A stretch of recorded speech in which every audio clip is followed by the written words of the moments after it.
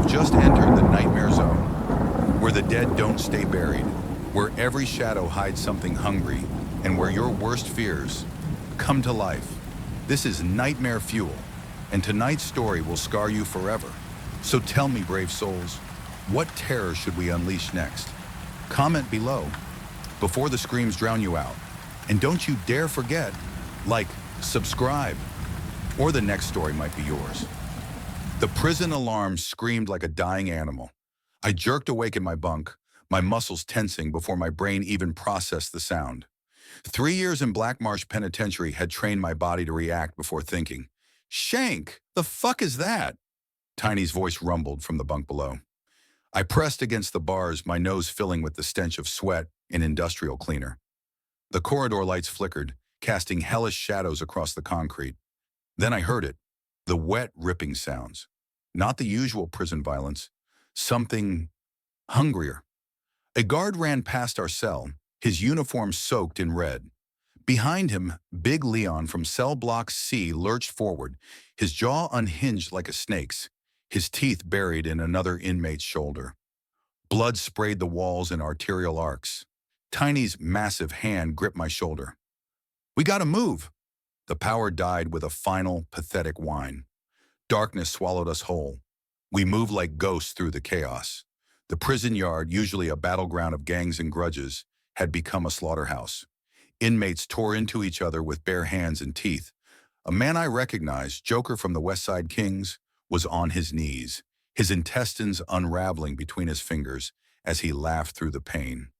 Look at his eyes, Tiny hissed. Joker's pupils had vanished. Milky white film coated his gaze. He sniffed the air like a dog.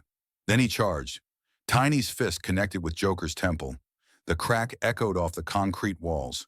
Joker dropped, then twitched. His fingers curled. He should be dead, I whispered. Joker's head snapped up, his neck bent at an impossible angle. Run, Tiny said. We ran. Doc Ramirez's hands shook as he wrapped my bleeding forearm. The bite mark glared up at me, angry and red. How long? I asked. His Adam's apple bobbed.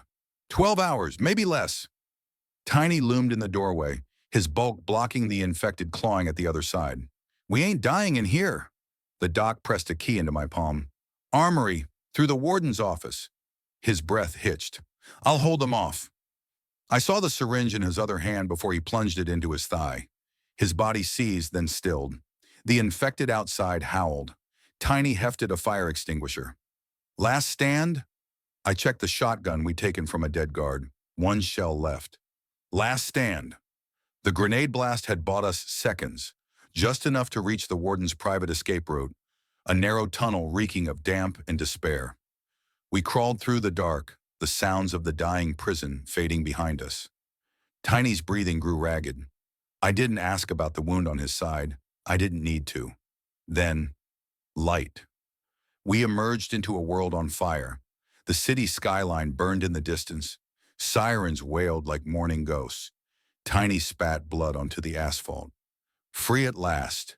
A moan echoed from the prison gates behind us. I racked the shotgun. Not free, I said. Just alive.